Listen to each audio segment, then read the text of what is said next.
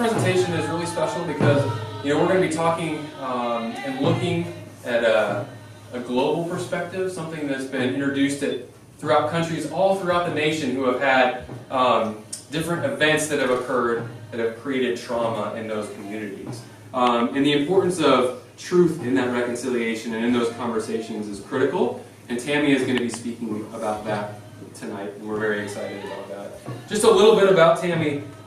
She is a writer and essayist, and also grew up in a number of different places, including Kodiak, Indiana, and Israel. So she brings a global perspective to our talk tonight that we're really appreciative of. And so, if you could help me welcome Tamie Parker-Johnson. I want to specially thank Paulette Moreno and Sam Ames for everything that they've been in influencing me with this talk. And I also want to give a trigger warning. I'm going to be talking about a lot of pretty brutal things during this talk. And I don't know what anyone here has experienced, but I'm going to be talking about rape, sexual abuse, murder, and suicide. I'm also talking about hope and joy and reconciliation, all of those things kind of mixed together, but I felt like it was fair to warn you that that was coming up. So maybe we could just kind of all create a safe, protective space while we're here for each other. I will be talking about the Truth and Reconciliation Commissions and the necessity of truth in reconciliation, and I'm also going to be talking at some length about some other things. As I was writing this, the thing in me that writes this stuff changed its mind a little bit, and so we'll just see where it goes. I want to start with a quote by the poet Naomi Shihab Nye. She says, "Before you know kindness as the deepest thing inside, you must know sorrow as the other deepest thing." I'm the wrong person to be giving this talk. This is a talk about the Truth and Reconciliation Commissions, which have mostly been attempts to address genocide and apartheid on mass scales. The Truth and Reconciliation Commissions have been about giving voice to those whose voices have been crushed and locked away. And I am one of the people, at least racially speaking, who is of people who have had plenty of voice and plenty of power at the direct expense of people of African lineage and Native American people. To say it more bluntly, I am one more white person talking about race in America. And white people have been dominating the conversation, or it's not really even a conversation, we're just dominating, for hundreds of years or thousands of years, depending on how you measure. So here's a spoiler alert. At the end of this talk, I'm going to suggest that white people take a vow of silent listening for at least the next 100 years. Not just a vow of silence, but a vow of silent listening. The only exception to the silence for those 100 years is that white people will be allowed to say to each other the single word, listen. Imagine if from the time we were born, we were instructed gently and insistently to listen. Some people in some cultures are instructed that way. And before we're born, that is the lesson, maybe more than any other. We listen to our mother's heartbeat, listen to the rhythm of our mother's steps, listen to the music or shouting or laughter all around our mother as it pours into her belly, washed in the sound wave changing ocean of amniotic fluid. And from that listening, we begin to be born into who we are.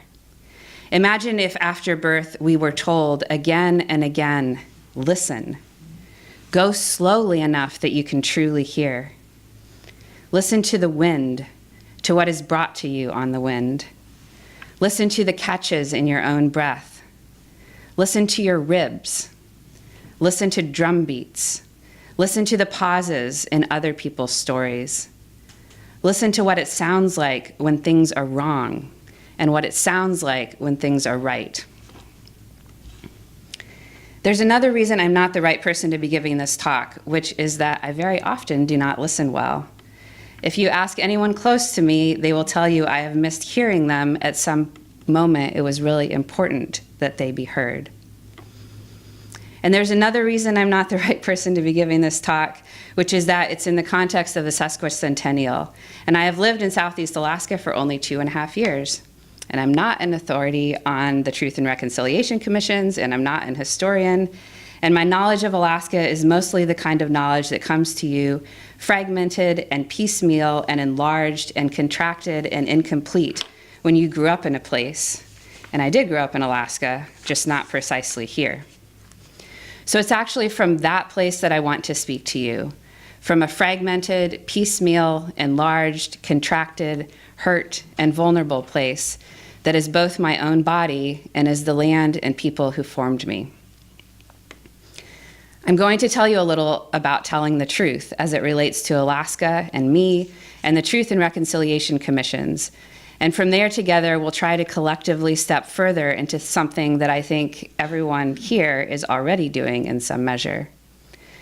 And just so you know, here at the outset, there will be no part in this talk where I say, hey, white people, feel guilty, or hey, men, feel guilty. Not because I think white people and men haven't collectively participated in and benefited from massive amounts of harm, but because I believe guilt is too small and self-involved a response to that harm. Or rather, I think it's a necessary component and also a radically insufficient one.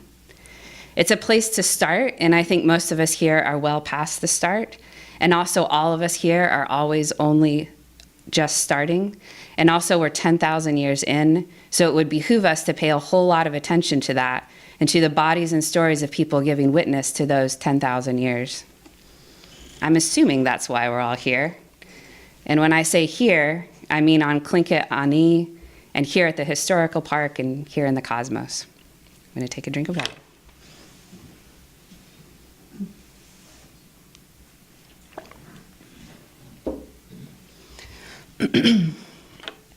In 2014, Sarah Bernard wrote a long article in the Atlantic Monthly titled "Rape Culture in the Alaskan Wilderness."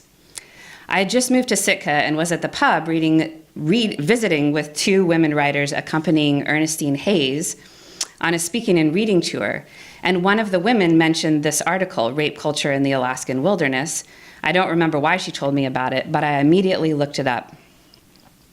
It tells the story of teenagers in Tanana, which for those of you who don't know is a village near Fairbanks. These teenagers, these unbelievably brave teenagers, have begun telling the stories of what happened and happens to them in their village. The way they and so many women and boys and girls are victimized at the hands and bodies of men and the silences of nearly everyone.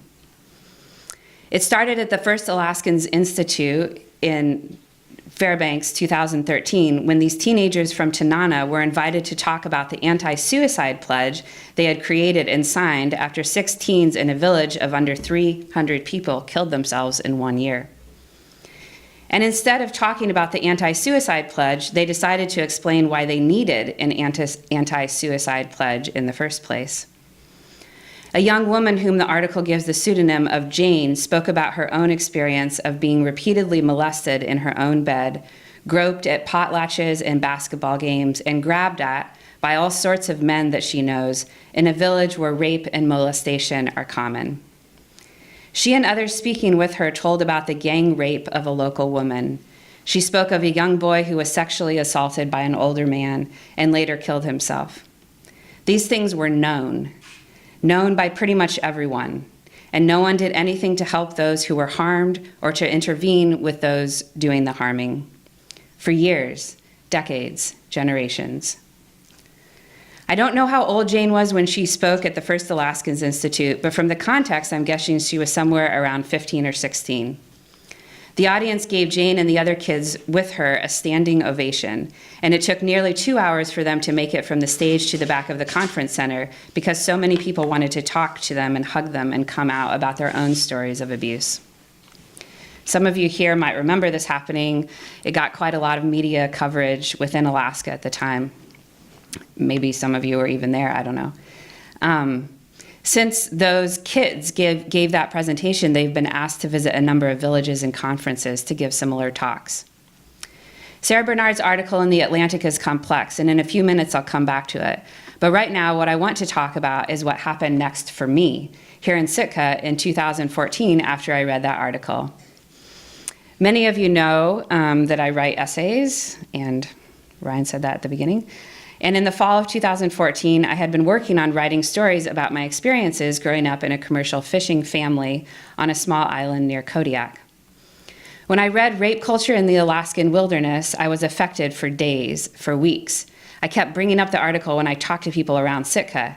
And then all of a sudden it occurred to me, weeks after reading it, oh my God, she's talking about me.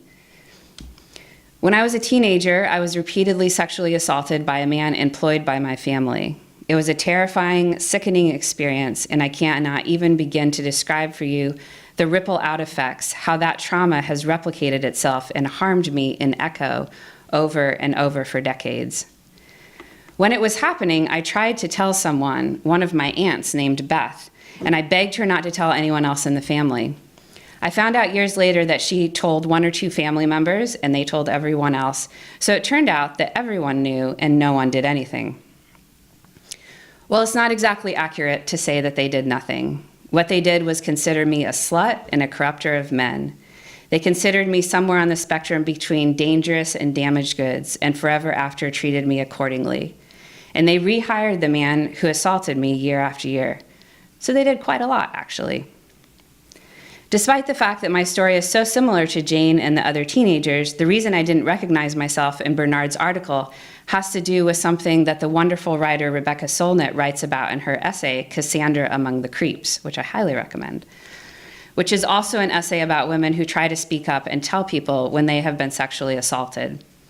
Solnit writes, "Not uncommonly, when a woman says something that impugns a man, particularly one at the heart of the status quo, especially if it has to do with sex, the response will question not just the facts of her assertion, but her capacity to speak and her right to do so. Generations of women have been told that they are delusional, confused, manipulative, malicious, conspiratorial, congenitively dishonest, often all at once," end quote. For so many years, I had internalized this sense that I was malicious, poisonous, that I had no right to speak. And even now, this was when I was composing the talk, my heart is beating hard at the thought of telling you all anything about this because it seems so probable that you too will see me as disgusting, one who must be silenced. For so many years, I understood myself this way, that even when I was reading stories so similar to my own and feeling just awful for these kids who had been treated this way and respecting the hell out of their courage to speak up, even then, I didn't recognize myself. Especially because this man who harmed me was embraced by my family, especially because my family went on as though nothing had happened. I deeply doubted my own memory and sense of things. This, by the way, is extremely common among victims of sexual violence. Being silenced, feeling crazy, feeling as though one does not have the right to speak, doubting one's own memories. This is a common story, as no doubt probably most of you know. And then one day, sometime in the late fall of 2014, I recognized myself. I recognized my 15-year-old trapped self, isolated and alone and silenced, except no longer alone because I had been joined by the kids from Tanana. And I decided that if they could be brave enough to tell their stories, then I could be brave enough too. And I wanted to do that for her, for my precious 15-year-old self, so she wouldn't be trapped there anymore. And so I finished an essay I had written about my experience, and I sent it off to a literary journal, which accepted it, and some of you have heard me read that essay. I'll come back to that essay too in a minute, and right now I want to say a few words about the Truth and Reconciliation Commissions.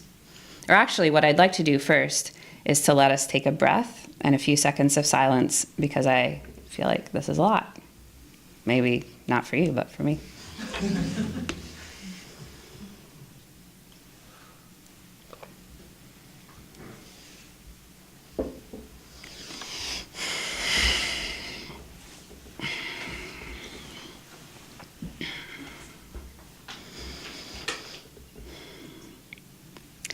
Probably the most well-known of the Truth and Reconciliation Commissions is the one that was convened in South Africa in 1995, just after apartheid ended.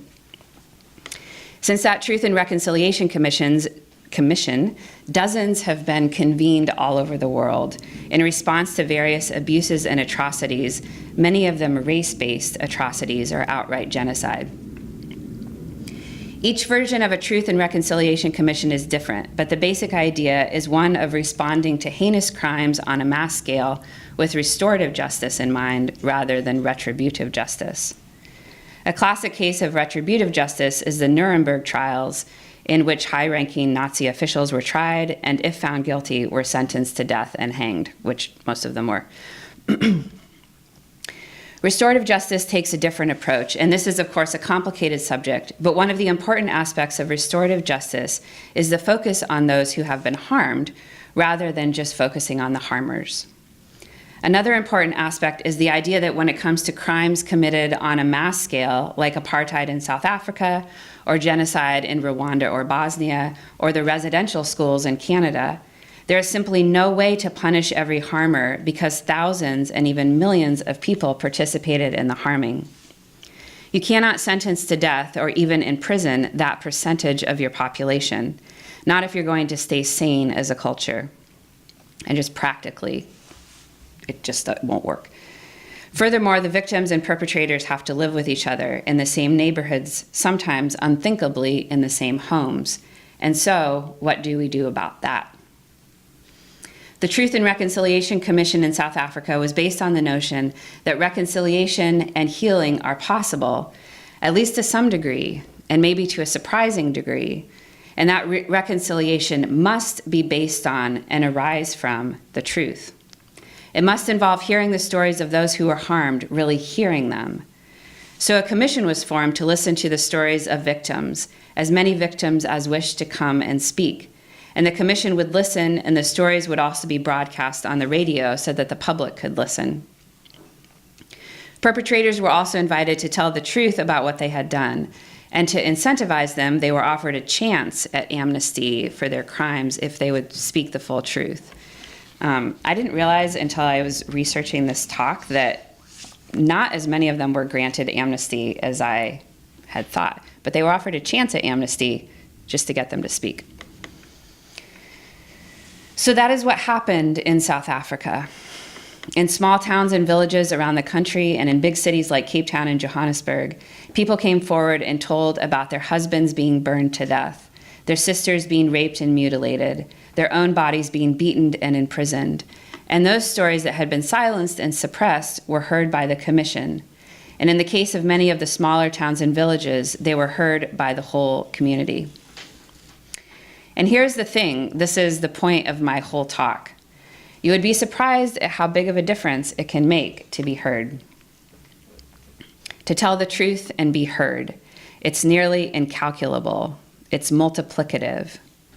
To tell a story and have it and the teller recognized and respected, writes Rebecca Solnit, is still one of the best methods we have of overcoming trauma.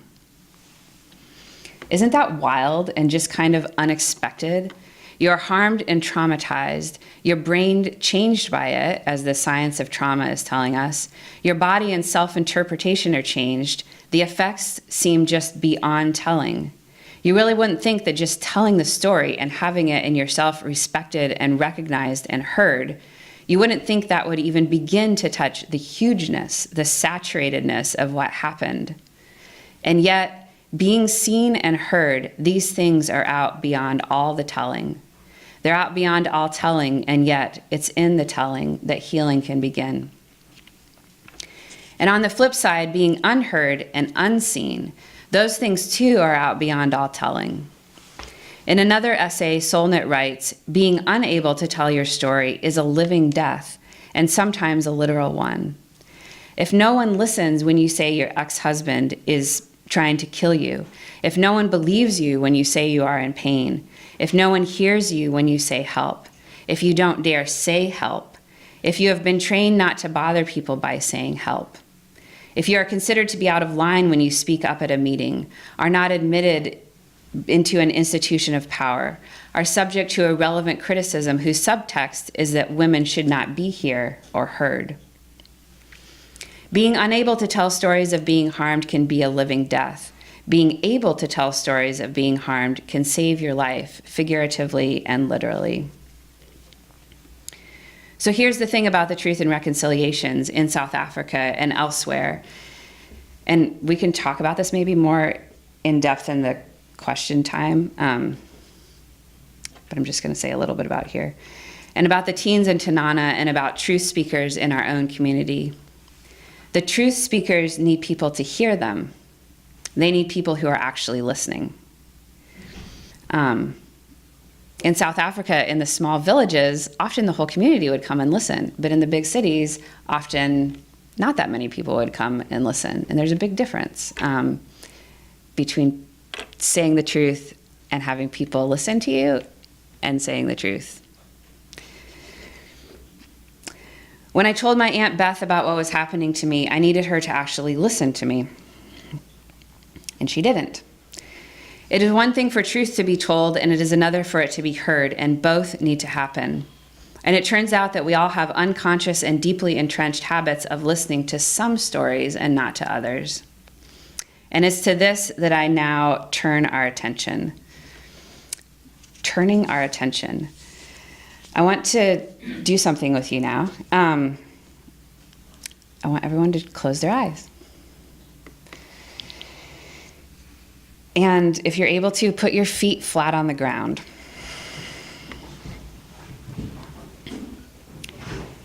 And I just want you to turn your attention to your feet. Just notice them. Maybe wiggle your toes. Feel where in your feet are pressing on the floor. Are your feet warm? Are they cold? Are they comfortable, uncomfortable?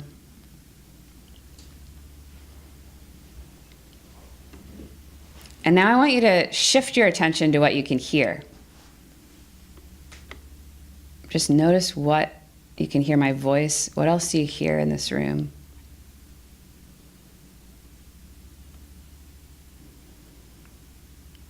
Can you hear your own breath?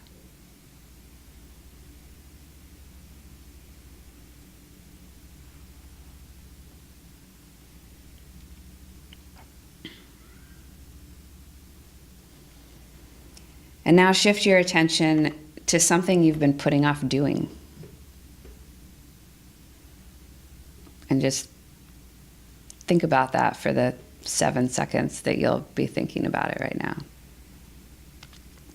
Do you feel bad? Do you feel gleeful?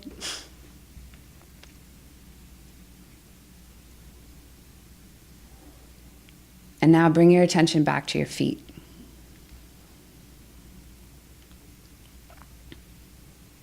There's your feet. They got you here.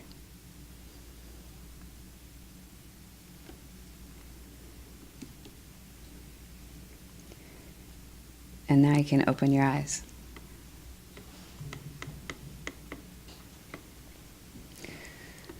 We're always listening to something.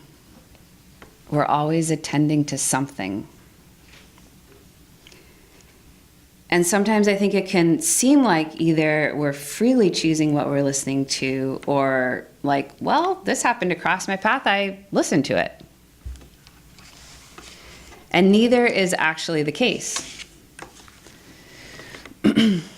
Unless you're very, very enlightened, you're not freely choosing what you're listening to. You were trained from birth, from pre-birth, as I said at the beginning, with very strong and convincing lessons about what's worth turning your attention to. Most of us have been heavily indoctrinated in the belief, for example, that men are worth listening to more than women. Like if we did an equivalent exercise of what we turned our attention to, or if you could just like map yourself out in the world, most, if not all of us, would be turning our attention to men more often than to women. There's also research to back that up. That's not just something I'm saying. We've been indoctrinated to believe that white people are more worth turning our attention to than everybody else. That celebrities are worth listening to more, that rich people are worth listening to more. We're not freely choosing to believe those things. Our attention and our ears are unconsciously yanked around by what we unconsciously believe is most important. And it's also not true that we're hapless pawns at the everlasting mercy of patriarchal or white supremacist indoctrination. We can change who we listen to. Like, it's not as simple as switching between your feet and the thing you're putting off doing, you know? But the fact that you can do that shows that you can shift your attention. And I mean, that's just a fun and kind of cool exercise, but y'all know what I'm talking about. Like, that you can shift who you're listening to or what you're listening to or where your mindfulness is.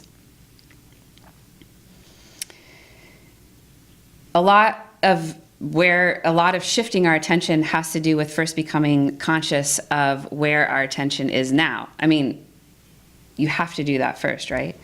Who we're listening to now and whether those things are aligned with who we most deeply want to be.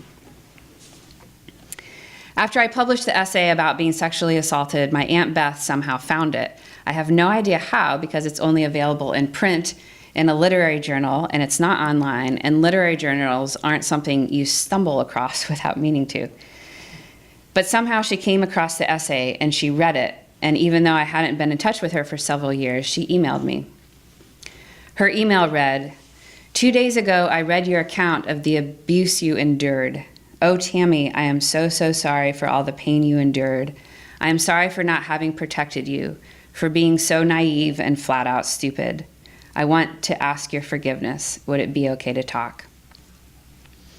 It took me over a year to respond to that email because it felt so unfair that I could experience decades of post-traumatic suffering and she could potentially get off the hook with just an email and request for forgiveness. Over the course of the year, which is like very recently,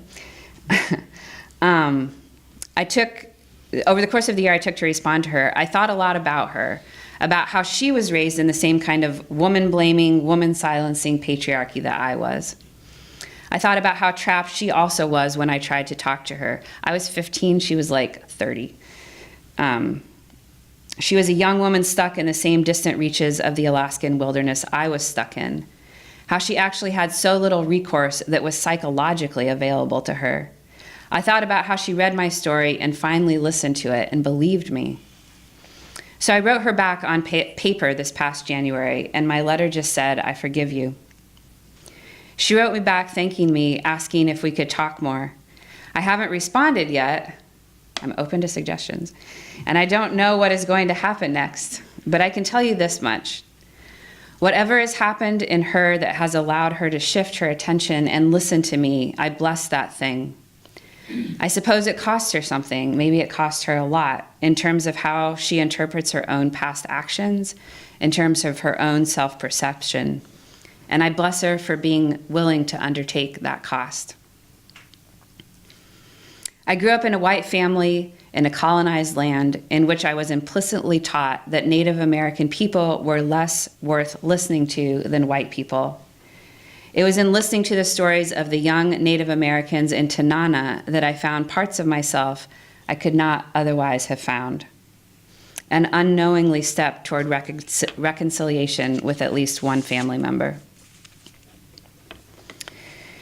So I'm actually going to I'm just going to stop right now and ask you all to talk to each other. There's a lot more that I could say that I could use the rest of this hour for, but I want us to do some things that don't just involve me speaking. That sort of seems appropriate. So what I want you fine, dear people, to do is to find somebody near you, maybe somebody who's not like the absolute most comfortable person for you in this room, maybe like the second most comfortable person for you in this room, or third. And I'm going to give you a couple of exercises to do with each other and ask you to like be vulnerable, just with this person you're talking to for the moment at least. And I'm gonna tell you ahead of time what's gonna happen so you understand like the time, what's happening within this time. So you're gonna pair up, and one of you is going to tell about a time that you're proud of, where you listened to somebody who really needed to be listened to. And the listener of this dyad is going to listen to you, tell about this story, okay? And at the end of this, and you just have like, I'll give you like a couple of minutes, so don't go into like your most eloquent novel detail, but just a few minutes on a time like that.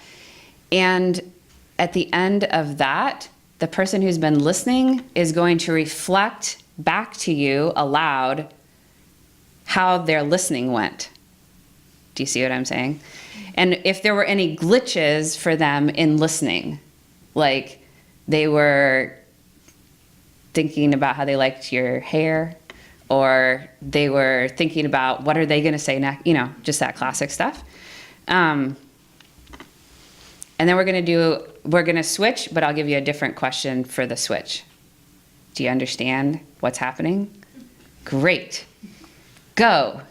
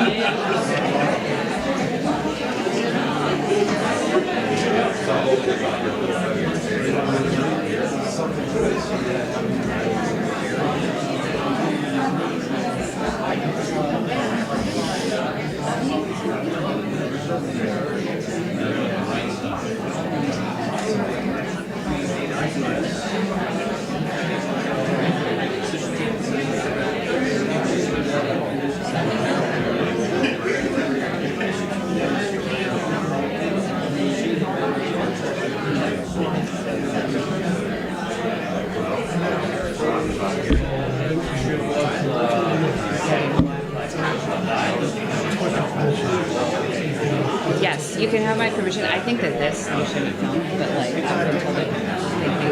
Yes, I give you my permission.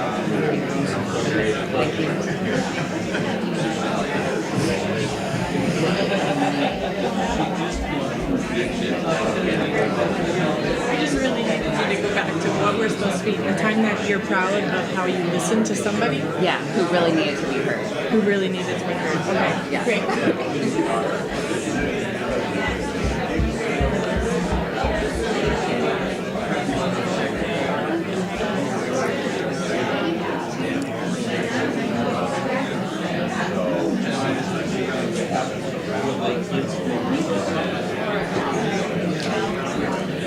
Okay, so one more minute of talking, and then you're going to switch.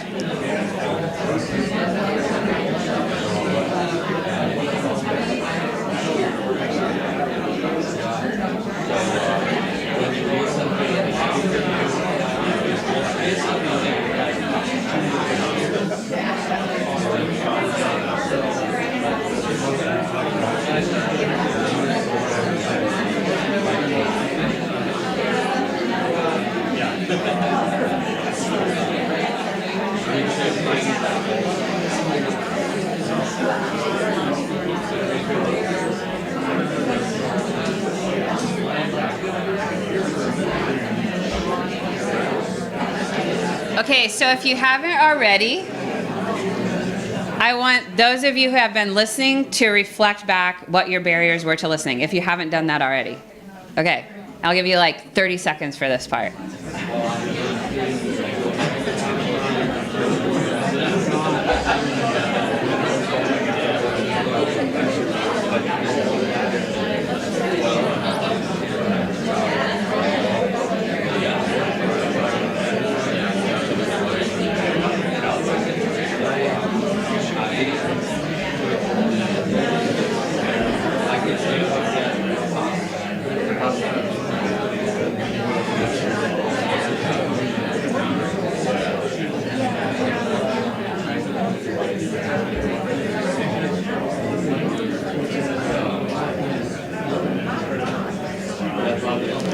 Okay, so let me have your attention again.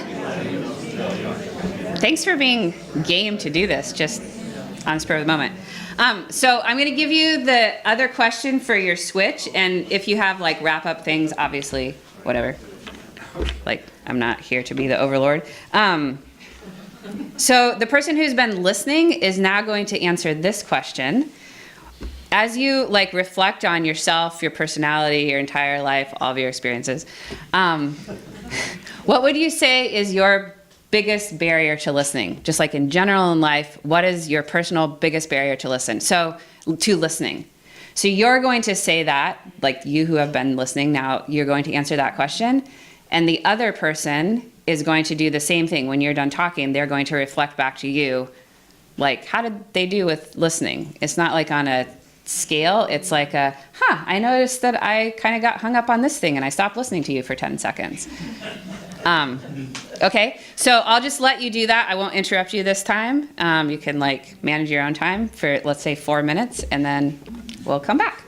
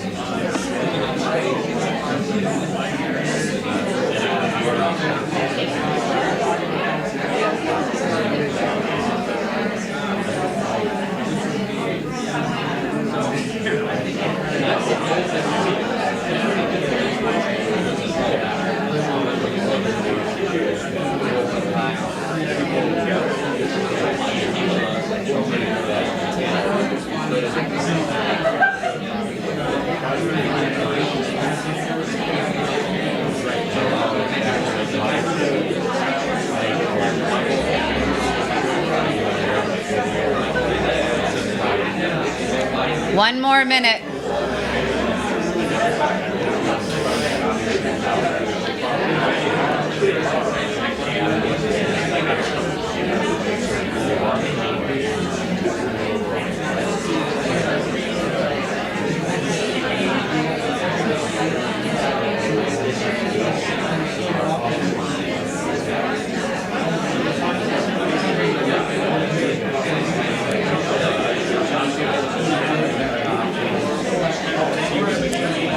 So if I can bring your attention back.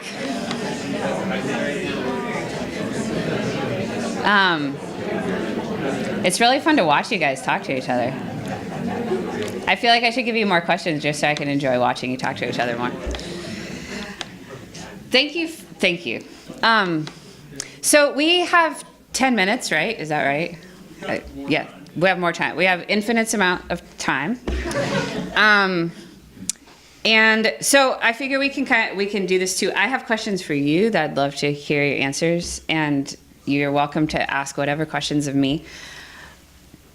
Two questions that I have, maybe coming out of what you just talked about or just your ideas, that I would love to hear your reflections on.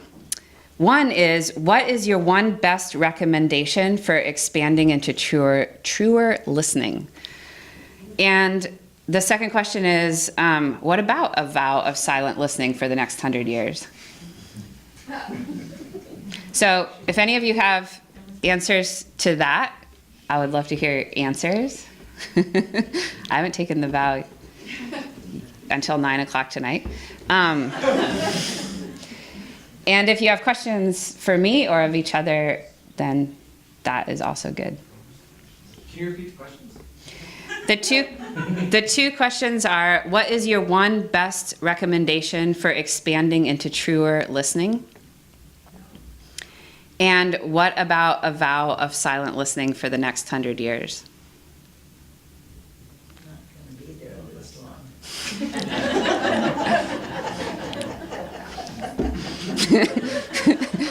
For the rest of everybody's life in this room. Yeah. Well, we were just talking about how when you're able to have a conversation and kind of make that connection on a basic human level, and you can listen to their stories about, day-to-day life, that you're like, oh yeah, me too.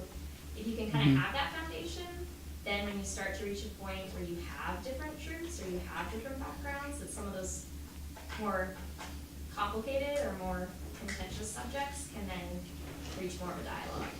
Yeah, absolutely. Yeah, the Me Too thing is a pretty big thing. Thank you. Yes, Lee. During those 100 years, would it be possible to ask questions so as to be actively listening? And could I be granted questions? Yeah. What do you think would be how would you know if you were asking a good question? Potentially where I'm, if I'm feeling lost or I need clarification. Yeah. Or just want more detail or, yeah. I feel like that could be a potential footnote, definitely. I love that idea. And I'm also really mindful of how often we ask questions from within a certain framework. You know what I mean? Like, the questions we ask have a lot to do with where our attention is. So, I mean, I know you, and I know this comes from a big wide open heart. And I also know about myself that sometimes I ask questions and weeks or years later, I'm like, I could have asked a really different question, and that would have elicited this whole other thing, that because I asked this other question, it actually shut down something. You know what I mean? So I feel like that would be a lot of our silent time, would be pondering that. Right on. Yes, John. So, one of my problems when I first got here was pacing, respecting the pace of the speaker. Because, I don't know, current culture operates very quickly. And, hometown culture, different pace, very slow. And offers time for contemplation during the listening process. So I think it's respecting the pace of the speaker and the time committed and the attention that you're willing to give. Yeah, absolutely. Yeah. There's also a trickiness to that, though. Not though. If the pacing is slow, it's all too easy to fill up space with your own thought, rather than wait in without thought, and not really be ready to hear the next word or sentence, because you've come up with something of your own. Yeah. And so understanding what it takes to listen without, with an absent mind, or an empty mind in a way. Mm-hmm. It strikes me as a skill that is a necessary one and maybe not easy to learn. Mm-hmm. Yeah, absolutely. And I think that anyone who's practiced any form of like meditation for 4 minutes realizes like, oh no. And my brain is doing that all the time. This is really bad news. You know, and like this is what we're up against. It's amazing that humans can ever connect and hear each other, you know. Yeah. Elena. Yeah, I think to piggyback off of that, something that I'm still working on is becoming comfortable with silence as a response. And I think when I've been able to remember to do it, I've seen people flourish in that space that you give them.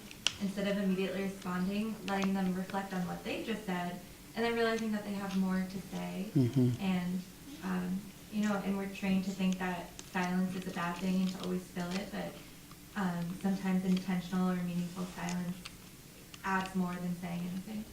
Yeah.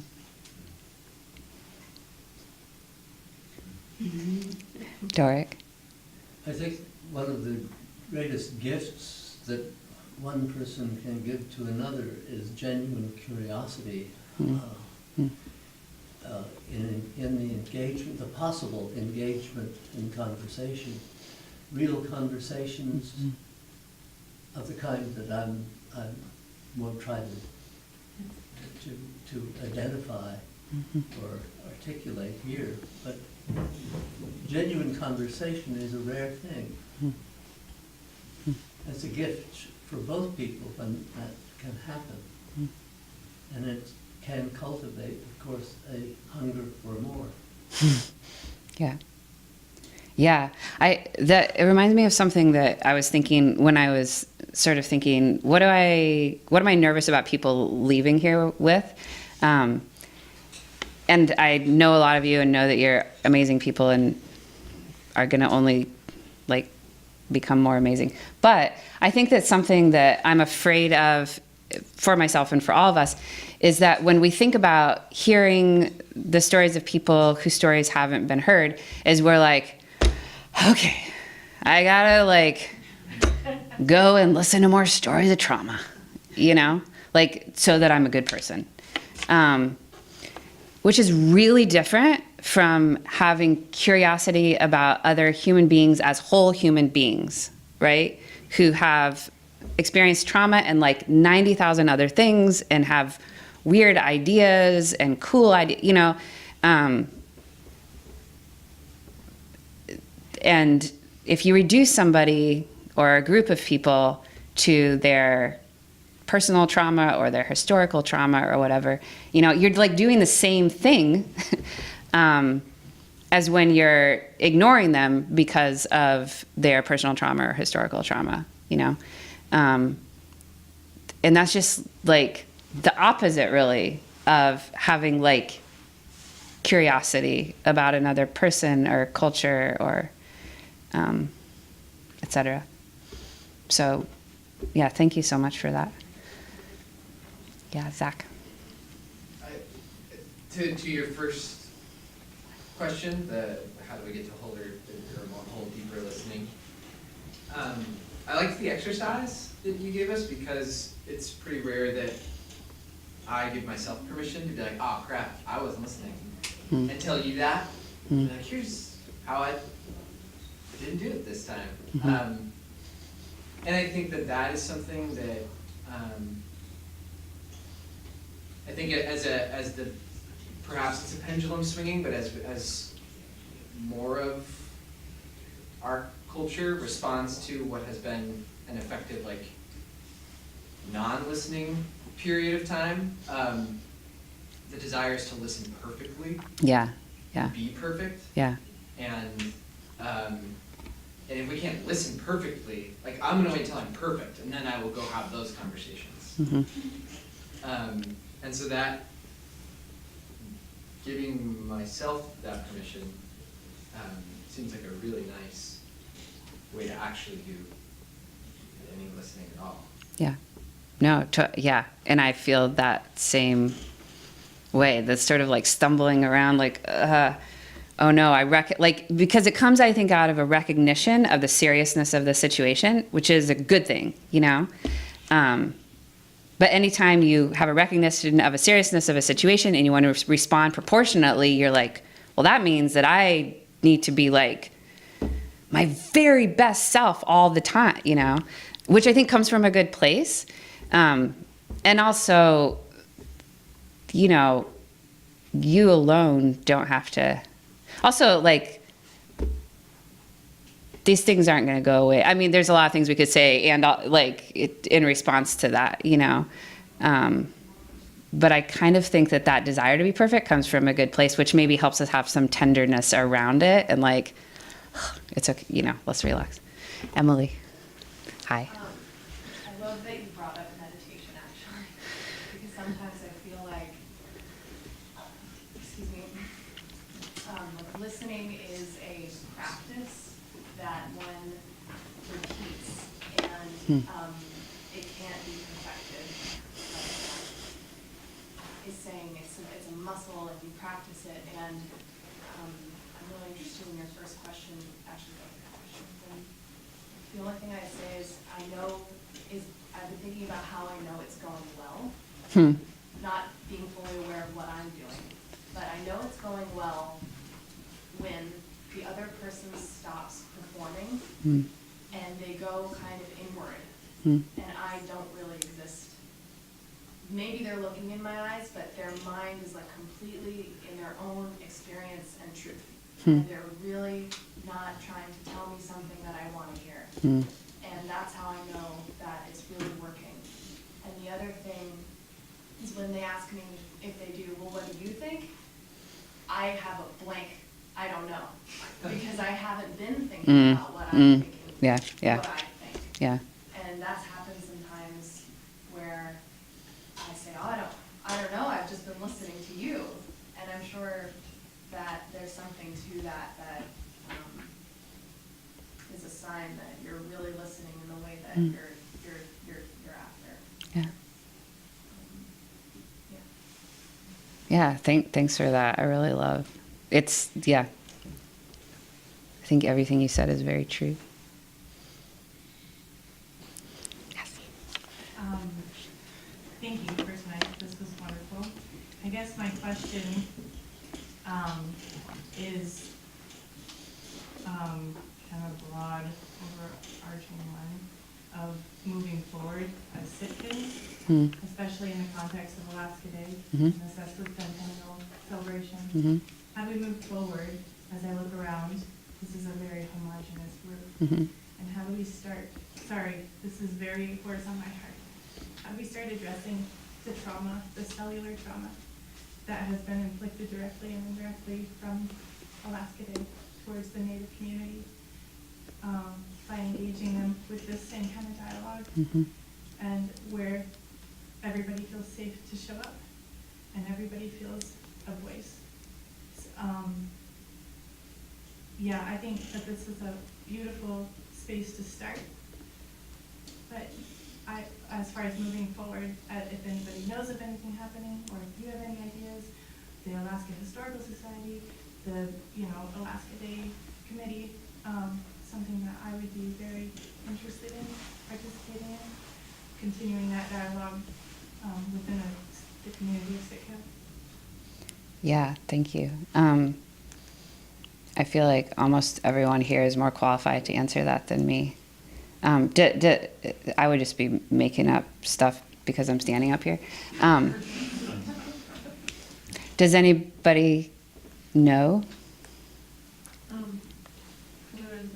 There's going to be the plan conference in October, and the theme is, I can't remember exactly how it's worded, but it's healing ourselves, I think, through history.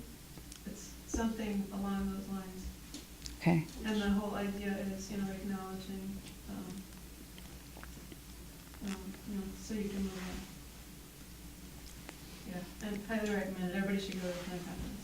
Is it here? Or it says sharing our knowledge, conference of Okay. elders. And it's, definitely open to everybody, it's not just. Great. Thank you. Yeah. So talk to Rebecca, everybody talk to Rebecca. Or just Kevin and I, in October. Yeah. Everyone will know about it. Okay, thank you.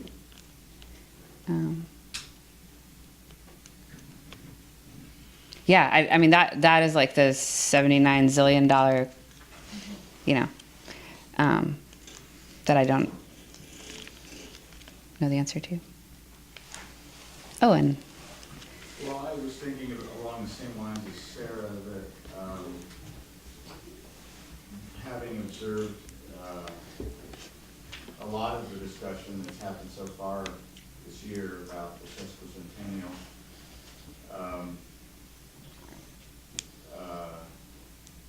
it's really heartwarming and good to see people coming and hearing the Native population share the truth of what happened. But the harms continue. It just talking about it, it's not something that's in the past. Like I interviewed Harvey Kitka, and he told me how his grandfather had title to Biorka Island, and it was taken from him. And then the land was sold to someone else, and he was told that natives couldn't own land. And natives, many natives were unable to buy land after, I think that the natives owned the land along Catlin Street. And the army came in and said, we need this. And then when they were done, they sold it not to natives. They didn't give it back to the people they took it from. They sold it to white people. And then you think about the effect that all of this had on the loss of culture, the loss of language, the loss of religious beliefs. The effect that all of that had on the lives, the families, the identity of new generations, the manliness of men, and the womanliness of women, the integrity of their own independence and personality, all of that has been damaged. And it continues today in multiple, I mean, now they're documenting, now they're starting to understand much greater than they ever did before, the actual health costs, the actual economic harms associated with this, the malaise that came from the way we treated generations of people when our forebears came here. right, absolutely. So I love being able to have people hear it and talk about it, the few who do show up and hear about it, and listen to it. Yeah, and I think. What can we do to actually deal with, how can restorative justice Yeah. take place? Obviously, I don't have like more than half of 1% of the answer, but I do think that one thing about Sitka, as opposed to a lot of other places in the United States, is that there is a lot of people speaking. There are places in relationship to like. There are a lot of Native American people speaking. There are many places you can go in the United States where so much genocide has happened that's not, it's, We have that dialogue. So yeah, I think that that's specifically what I'm talking about in this context is to listen. I mean, even here in this building, like there are these new art exhibits, right? And we can put ourselves in front of this art right here and really try to receive it. And I think that one of the things that I'm talking about with this 100-year vow of silence is that I don't know if it's like a white people thing or a like Western culture, I don't know what it is, but we want to spend like half an hour on listening and then like get to reconciliation, And so what I'm suggesting is spending 100 years on listening, and that has in it more than we can even imagine, right? That's not like a passive thing. Like what? But what about reconciliation, right? I think is our thing. Like, I don't want to just listen. That's not enough. That's not going to matter enough, you know? But like, for one thing, have you tried it? Like, you know, it's like we imagine what it would be like to listen for a long time, but we haven't actually even given that a go. And what would it be like to just listen, especially for us as white people, to just listen for a really long time and to keep putting ourselves around like the art and the stories and the movies and everything. For one thing, it'll be super like you'll think like this is boring and it's not related to me and I'm overwhelmed and tired and you know, all kinds of stuff will come up for you, which is awesome because then you have the opportunity to look at everything that's coming up for you, you know, and those are your actual barriers to reconciliation, right? When you spend enough time listening that you are angry and uncomfortable and bored and sad and, you know, then we can maybe get somewhere, but definitely not until then, you know, definitely not until you feel despair at just how bad the problem is. Like if you don't feel that despair, then you definitely aren't listening, you know? So I think that that's kind of like unpacking a little bit of my 100-year vow of silence idea. Obviously, maybe not. I don't know how, like let's try it, you know? It definitely, I don't know. Just interested in us actually trying that, you know? Tina. Question Yes. for you. So I guess in that like explanation of despair, I feel like that's something I can identify, a feeling I can identify currently with, and not in the terms of what you're saying, but just the general term of maybe like my work. And how does despair like not turn into hopelessness? Like where, so I guess in that 100 years of listening, you reach despair, and then how do you keep going to turn it into change, into hope? Yeah. Not being lost in that middle. I know that's not a question you can answer, but I guess. Yeah. I don't. Who has the answer to that question in this room? Love to hear it. Kind of. Zach.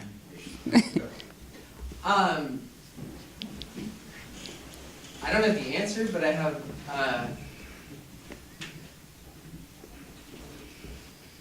a friend who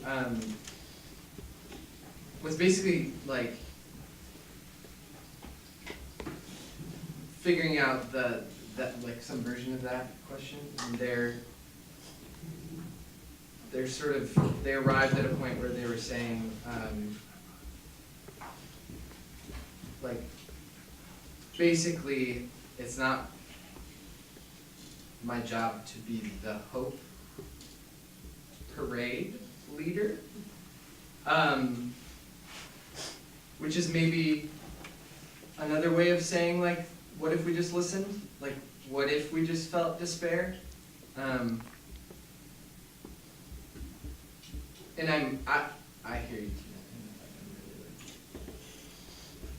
This feels like a life question for me, because I want to write, and I want to be good, and I want to be perceived as a great listener.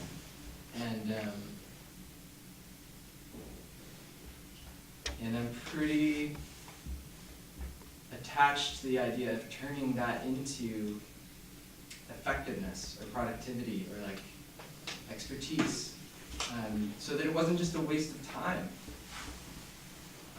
or potential. And that's probably a good portion of what's blocking me from doing the first thing, doing the first listening, and being willing to feel despair in the first place. Yeah. Right. Totally. Yeah. Yes.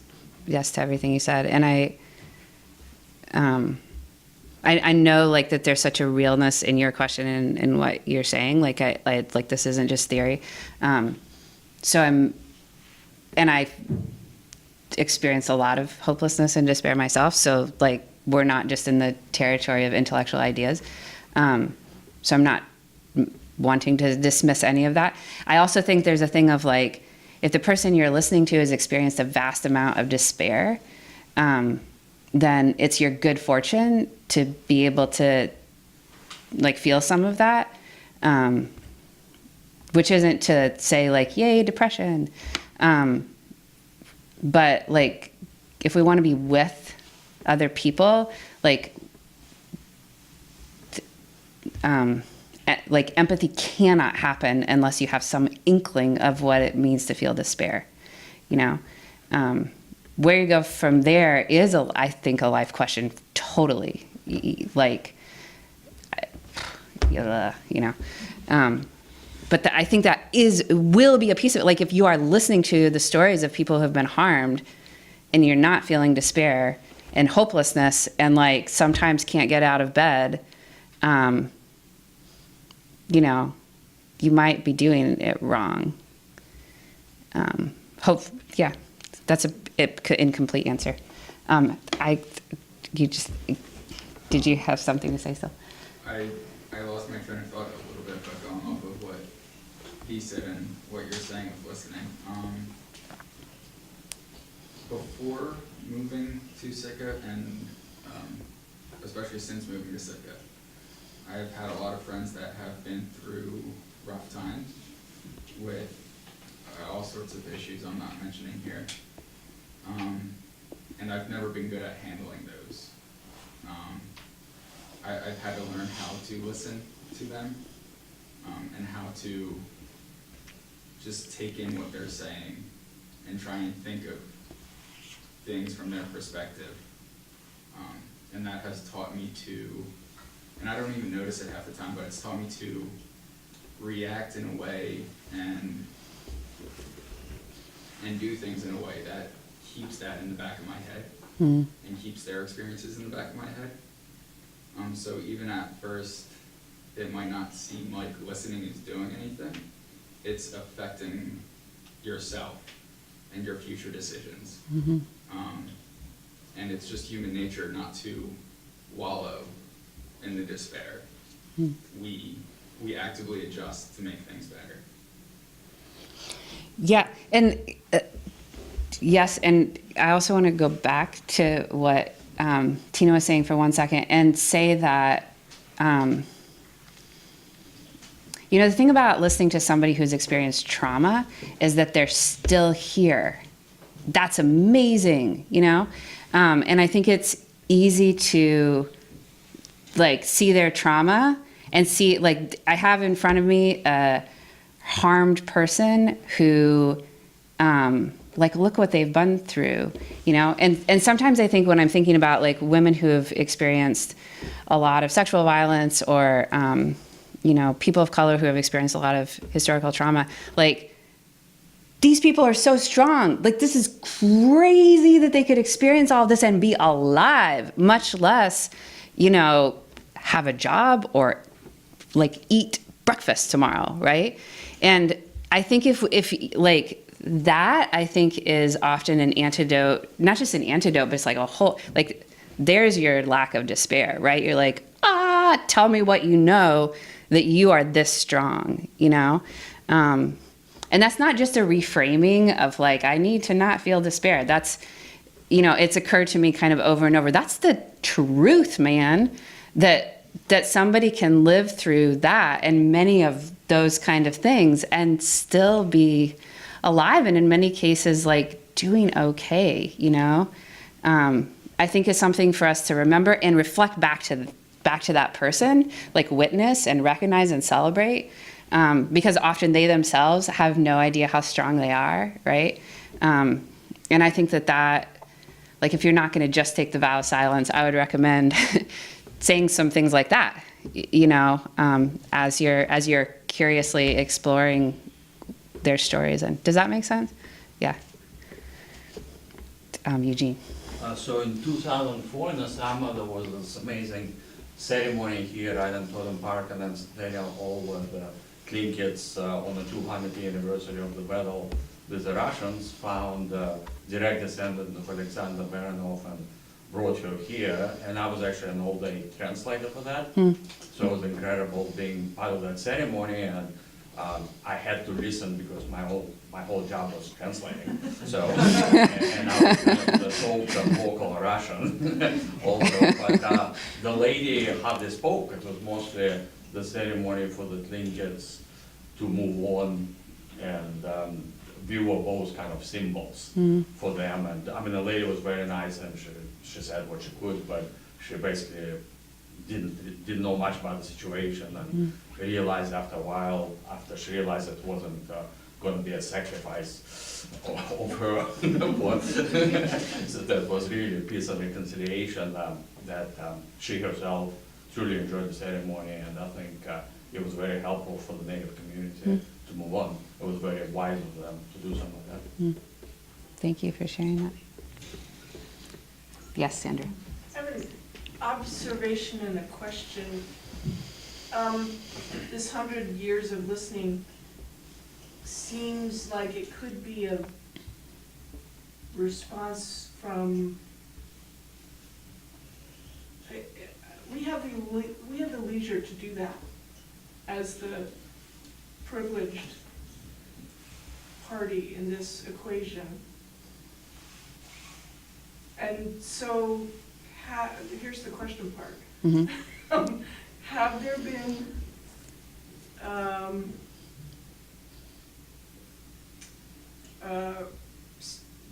attempts to find out from the cultures who are impacted how in their culture they would do a truth and reconciliation kind of thing?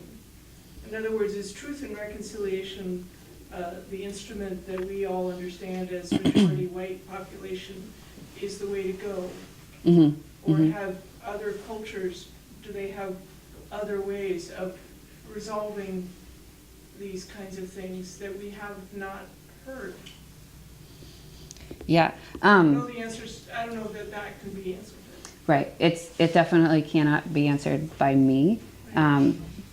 Because I just don't know enough. I can say one or two things, and maybe other people have answers. One is that there was I can't remember exactly what it was called, but the equivalent of a Truth and Reconciliation Commission in Canada that just finished like a year or two ago, dealing with the residential schools and how those affected the First Nations people of Canada. Thousands of stories were collected. You know, I also get what your question is, which is a little bit different thing than that. And, you know, it's not for, to actually answer directly your question, I think somebody else here would have to speak, because I don't. Maybe nobody in this room can answer that question. Yeah, right. Has the question even been asked? I think probably I feel like it has in Alaska. I feel like, you know, like definitely there are a lot of people thinking about restorative justice in Alaska and actively doing things about it, and certainly not just white people at all. I just don't know enough specifics to actually speak intelligently beyond saying that. I will say, and I don't think that you can equate like all truths about gender or truths about race or truths about class, but I will say that if like men would take a equivalent vow of silence, like I would be down with that, you know. I think just the humility of it, like even if it didn't feel like exactly the right thing. Well, I think it's a good idea. I Just the like, I will like be as humble as I know how to be in this, you know, would be a really big deal to me. Yeah. Hang on, Carolyn, you had. I was just thinking about the issue of hope, and I was back to Rebecca Solnit, who you quoted earlier, and her hope in the dark. And I'm not going to get this exactly right, but one of the things that she says about hope is that where it really can be rooted is that in the fact that you don't know what's going to happen. Because what that means is that there's possibility. And that's really all hope is, the prospect of possibility. Yeah. And so holding that open and acknowledging that you don't know how something is gonna go, and even admitting that you might have some preconceived notion of where you think it ought to go, and letting go of that. So sort of backing up several steps and just saying, I don't know what's gonna happen. And holding out that notion of possibility. Yeah, yes, right. Which, yeah. And when I read her saying that, I thought, like, this is such a simple thing, and yet I haven't thought of it before, right? That hopelessness is the belief that you know for sure what's going to happen. And, like, weird, cheery optimism is the same thing, you know? Yeah, thank you for saying that. Owen. I was wondering if one thing that would be lost by people who are either perpetrators themselves or part of the offending group. One of the things that's lost by them not verbalizing what they did, Mm-hmm. or what they are willing to take responsibility for, Mm-hmm. is the hope that comes from those who are trying to tell the truth about what happened, like you were saying in the Truth and Reconciliation. Yeah, no, I think, yeah, right, absolutely, yeah, for sure. And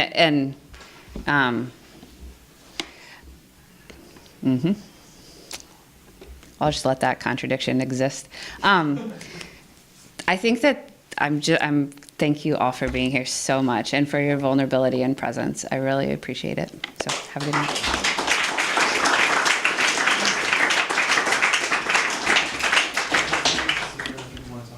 Sure. Okay, great. Well, let's give Tamie another round of applause.